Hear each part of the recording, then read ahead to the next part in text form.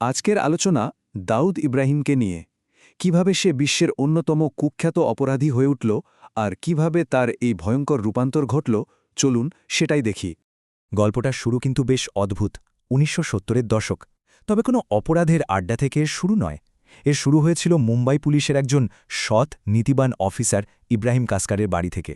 তো সেই পুলিশ অফিসারের ছেলে দাউদ, বাবার ওই সৎ জীবনযাপনে তার বিন্দুমাত্র আগ্রহ ছিল না।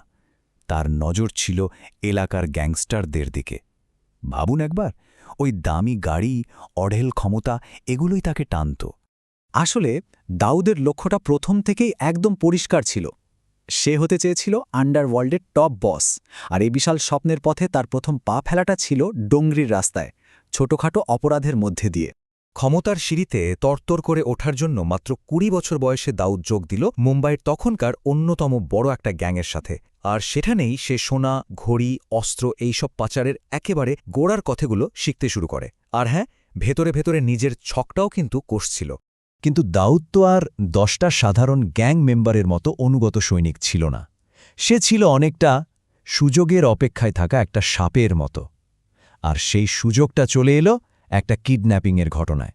ঘটনাটা হলো একটা বেশ বড় অঙ্কের মুক্তিপণ আদায় করার দায়িত্ব পড়ল দাউদের উপর। আর ঠিক তখনই যেন তার ভেতরের আসল রূপটা বেরিয়ে এলো। সে করল কি, টাকার সিংহভাগটাই নিজের পকেটে চালান করে দিল আর বসের হাতে তুলে দিল নামমাত্র কিছু টাকা। কিন্তু এই চালাকিটা বেশি দিন চলল না। পাঠান গ্যাং যখন তার এই বিশ্বাসঘাতকতার কথা জানতে পারল, তখন শাস্তিটা ছিল খুব ভয়ঙ্কর আর সবার সামনে। এমন একটা অপমান যা দিয়ে তার আন্ডারওয়ার্ল্ডের কেরিয়ারটাই শেষ করে দেওয়ার চেষ্টা করা হয়েছিল। কিন্তু ওই রাতের মার আর অপমান দাউদকে শেষ করে দেওয়ার বদলে যেন নতুন করে জন্ম দিল। সে একটা শপথ নিল, এমন এক শপথ যা মুম্বাইয়ের ইতিহাসটাকেই বদলে দেবে। সে ঠিক করল, সে আর কারোর জন্য কাজ করবে না, বানাবে নিজের সাম্রাজ্য। জন্ম হল ডি কোম্পানির। এরপর ভাইদের সাথে নিয়ে দাউদ সরাসরি পাঠান গ্যাংয়ের বিরুদ্ধে যুদ্ধ ঘোষণা করে দিল।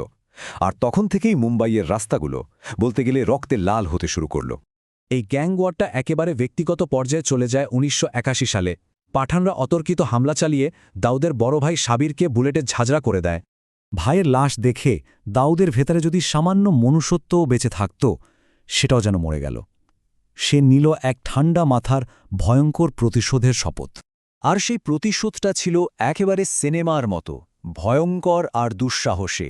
ভাবা যায়, একটা হাই সিকিউরিটি কোর্টরুমের ভেতরে খুন। এই একটাই ঘটনা পুরো আন্ডারওয়ার্ল্ডকে একটা স্পষ্ট বার্তা দিয়ে দিল, দাউদ ইব্রাহিম এখন এক ভয়ঙ্কর শক্তি, যাকে হালকাভাবে নেওয়ার কোনো সুযোগ নেই। তো ১৯৮৫ সাল আসতে আসতে পুলিশ আর অন্যান্য সংস্থাগুলো দাউদের খুব কাছাকাছি চলে এসেছিল। বিপদ বুঝে দাউদ ভারত থেকে সোজা পালিয়ে গেল দুবাইতে। কিন্তু এইটা গল্পের শেষ ছিল না, বরং এটা ছিল তার জন্য এক ধরনের প্রমোশন।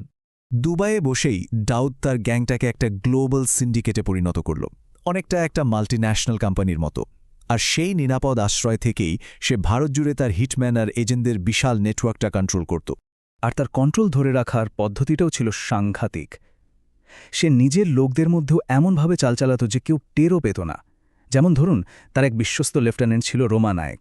তাকে সে এমনভাবে চালনা করল যে রোমা নিজের অজান্তেই একজন নির্দোষ ব্যক্তিকে খুন করে ফেলল, শুধুমাত্র দাউদের এক সম্ভাব্য শত্রুকে রাস্তা থেকে সরানোর জন্য।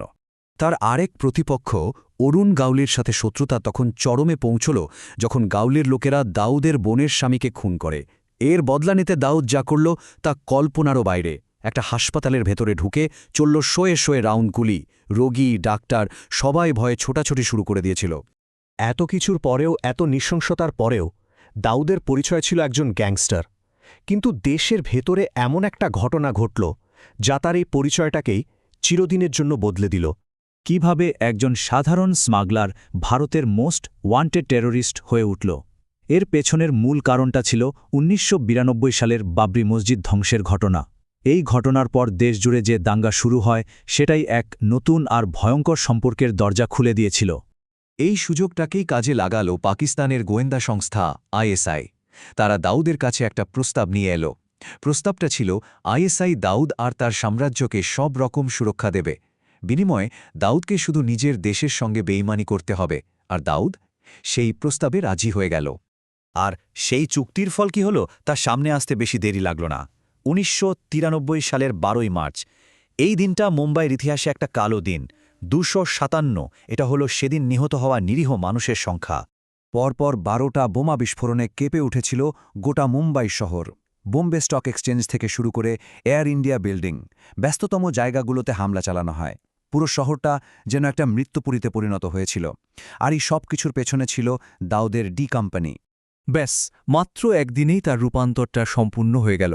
ডংরির সেই সাধারণ স্মাগলারটা হয়ে উঠল ভারতের পাবলিক এনিমি নাম্বার 1। তো প্রশ্ন হলো, আজকের দিনে এই লোকটা কোথায়? সে এখন কয়েক বিলিয়ন ডলারের এক বিশাল অপরাধ জগতের মালিক। তার এই বিলিয়ন ডলারের সাম্রাজ্য এখন সারা বিশ্বে ছড়িয়ে পড়েছে। ড্রাগস, অস্ত্র পাচার থেকে শুরু করে রিয়েল এস্টেট, বলিউড, সবকিছুতেই তার হাত। আর এই বিশাল সাম্রাজ্যের ভিতটা তৈরি হয়েছে শুধু রক্ত আর বিশ্বাসঘাতকতার ওপর। শেষ পর্যন্ত যেটা দাঁড়ায় তা হল, দাউদ ইব্রাহিম করাচিতে একজন পলাতক হিসাবে জীবন কাটাচ্ছে, আর তাকে আশ্রয় দিয়ে রেখেছে সেই দেশেরই রাষ্ট্রযন্ত্র যাদের হয়ে সে কাজ করে। আর এখানেই একটা বড় প্রশ্ন উঠে আসে, একটা পুরো দেশের সুরক্ষায় থাকা এই বিশাল অপরাধী সাম্রাজ্যের প্রধানের মানে দাউদ ইব্রাহিমের গল্পের শেষটা আখির কি হবে? এই প্রশ্নটাই আমাদের এক অস্বস্তিকর ভাবনার মধ্যে ফেলে দেয়।